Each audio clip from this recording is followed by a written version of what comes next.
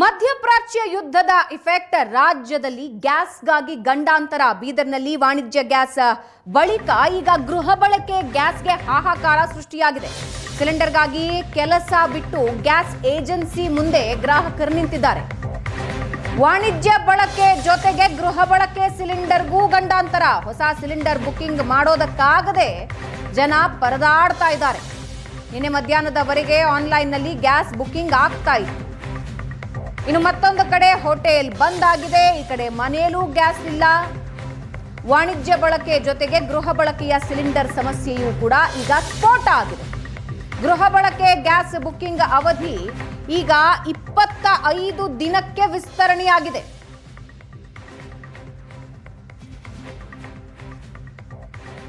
ಇಷ್ಟು ದಿನ gas booking ಆದ ನೆಕ್ಸ್ಟ್ ಡೇ ಅಥವಾ 2 ದಿನದ ಒಳಗೆ ಸಿಲಿಂಡರ್ ಮನೆ ತಲುಪ್ತಾ ಇತ್ತು. ಈಗ 25 ದಿನಕ್ಕೆ ವಿಸ್ತರಣೆಯಾಗಿದೆ. ಮಧ್ಯಪ್ರಾಚ್ಯ ಯುದ್ಧದ ಇಫೆಕ್ಟ್ ಮೊದಲಿಗೆ ವಾಣಿಜ್ಯ ಗ್ಯಾಸ್ ಸಿಲಿಂಡರ್ ಮೇಲೆ ಬಿದ್ದಿತ್ತು. ಈಗ ಗೃಹ ಬಳಕೆಯ ಗ್ಯಾಸ್ ಸಿಲಿಂಡರ್ ಮೇಲೂ ಕೂಡ ಬಿದ್ದಿದೆ. ಸಿಲಿಂಡರ್ಗಾಗಿ ಕೆಲಸ ಬಿಟ್ಟು ಗ್ಯಾಸ್ ಏಜೆನ್ಸಿ ಮುಂದೆ ಗ್ರಾಹಕರು ನಿಂತಿದ್ದಾರೆ. ವಾಣಿಜ್ಯ ಬಳಕೆ ಆಯಿತು, ಈಗ ಗೃಹ ಬಳಕೆ ಸಿಲಿಂಡರ್ಗೂ ಕೂಡ ಗಂಡಾಂತರ ಶುರುವಾಗಿದೆ. ಹೊಸ ಸಿಲಿಂಡರ್ ಬುಕಿಂಗ್ ಮಾಡೋದಕ್ಕೆ ಆಗ್ತಾ ಇಲ್ಲ. ಮೊದಲಿಗೆ ಮೊಬೈಲ್ನಲ್ಲೇ ಜನ ಬುಕಿಂಗ್ ಮಾಡಿಬಿಡ್ತಾ ಇದ್ರು, ಸಿಲಿಂಡರ್ ಬುಕಿಂಗ್ ಆಗ್ತಾ ಇತ್ತು. ಈಗ ಆನ್ಲೈನ್ನಲ್ಲಿ ನಿನ್ನೆ ಮಧ್ಯಾಹ್ನದವರೆಗೆ ಗ್ಯಾಸ್ ಸಿಲಿಂಡರ್ ಬುಕಿಂಗ್ ಆಗ್ತಾ ಇತ್ತು, ಈಗ ಆಗ್ತಿಲ್ಲ.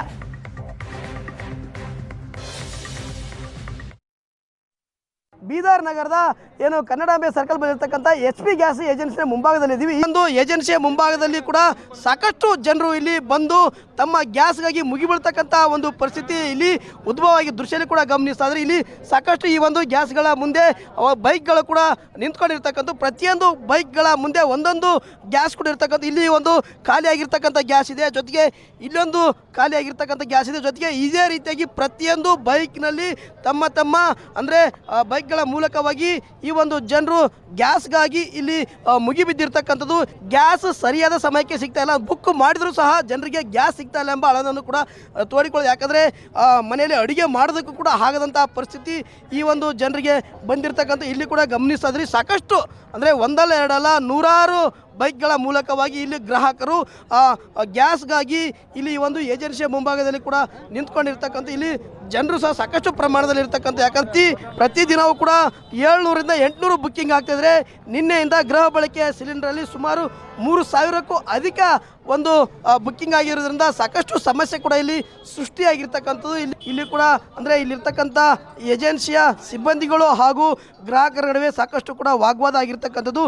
ಸರಿಯಾದ ಸಮಯಕ್ಕೆ ಗ್ಯಾಸ್ ಸಿಗ್ತಾ ಇಲ್ಲ, ಅಡುಗೆ ಮಾಡಲು ಕೂಡ ಆಗ್ತಿಲ್ಲ, ಮಕ್ಕಳಿಗೆ ಸ್ಕೂಲಿಗೆ ಕೂಡ ಕಳಿಸಲು ಆಗ್ತಿಲ್ಲ ಅಂತೇಳಿ ಸಾಕಷ್ಟು ನೋವನ್ನು ಕೂಡ ಇಲ್ಲಿ ಗ್ರಾಹಕರು ತೋಡಿಕೊಳ್ತಿದ್ದಾರೆ. ಆದರೆ ನಮಗೆ ಅಂದರೆ ಬುಕ್ಕಿಂಗಲ್ಲಿ ಹೆಚ್ಚಾಗಿರುವ ಕಾರಣಕ್ಕಾಗಿ ಆ ಒಂದು ಸಮಸ್ಯೆ ಹೆಚ್ಚಾಗಿದೆ ಎಂಬುದು ಕೂಡ ಇಲ್ಲಿ ಸಾಕಷ್ಟು ಈ ಒಂದು ಏಜೆನ್ಸಿಯವರ ಮಾತಾಗಿರುತ್ತೆ. ಹಾಗಾಗಿ ಗ್ರಾಹಕರು ಹಾಗೂ ಏಜೆನ್ಸಿಯ ಸಿಬ್ಬಂದಿಗಳ ಮಧ್ಯೆ ಈಗ ಸಾಕಷ್ಟು ಗ್ಯಾಸ್ಗಾಗಿ ಗಲಾಟೆ ಗದ್ದಲ ಕೂಡ ಇಲ್ಲಿ ನಡೀತಾ ಇರ್ತಕ್ಕಂಥ. ಇದರ ಪರಿಣಾಮವಾಗಿ ಜನಸಾಮಾನ್ಯರಿಗೂ ದೊಡ್ಡ ಮಟ್ಟದಲ್ಲಿ ಈ ಒಂದು ಗ್ಯಾಸ್ನ ಕೊರತೆ ಅಥವಾ ಗ್ಯಾಸ್ನಲ್ಲಿ ವ್ಯತ್ಯಯದಿಂದಾಗಿ ಸಾಕಷ್ಟು ಕೂಡ ಇಲ್ಲಿ ಸಮಸ್ಯೆ ಆಗಿರ್ತಕ್ಕಂಥದ್ದು. ಸರ್ ಭಾಳ ಸಮಸ್ಯೆ ಅದ ಸರ್ ಮುಂಜಾನೆ 8 ಗಂಟೆ ಹಿಡ್ಕೊಂಡು ಬಂದೇವೆ ಸರ್. ಇಲ್ಲಿ ಭಾಳ ಸಮಸ್ಯೆ ಆಗ್ಲತ್ತ ಸರ್. ನಾವು ಬಂದಾಗ OTP ಬಂದ್ರು 3 ದಿವಸದಾಗ ನಿಮ್ಮ ಮನೆಗೆ ಕಳಿಸ್ಕೊಡ್ತೇನೆ ಅಂತ ಹೇಳ್ಯಾರ.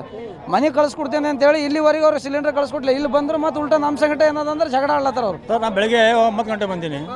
ಆಲ್ರೆಡಿ ಇಲ್ಲಿ ಸಿಲಿಂಡರು ನೋ ಸ್ಟಾಕ್. ಒಂದೇದು ಇಲ್ಲಿ ಏನು ಹೋಟೆಲ್ಗೆ ಸಪ್ಲೈ ಇದೆ, ಯಾರು ಇಲ್ಲಿ ಕೆಲಸ ಮಾಡ್ತಾರೆ ವರ್ಕರ್ಸು. ಯಾರಿಗೆ OTP ಇದೆ ಅವ್ರ ಮನೆಗೆ ಹೋಗಿ ಸಿಲಿಂಡರ್ ಮುಟ್ಟಂಗಿಲ್ಲ ಸರ್. ಇಲ್ಲಿ ಪ್ರೆಸೆಂಟ್ ಇಲ್ಲಿ ಏನಾಗಿದೆ, ಹುಡುಗರು 9 ವಯಸ್ಸಿಗೆ ಹೋಟೆಲ್ ಸಪ್ಲೈ ಮಾಡ್ತಾರೆ ಸರ್ ಬ್ಲ್ಯಾಕ್ನಲ್ಲಿ.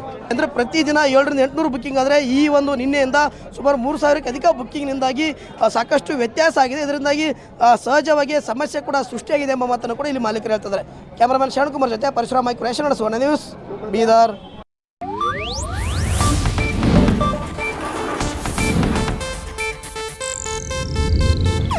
ಇದು ಏಷ್ಯಾನೆಟ್ ನ್ಯೂಸ್ ನೆಟ್ವರ್ಕ್ ಪ್ರಸ್ತುತಿ.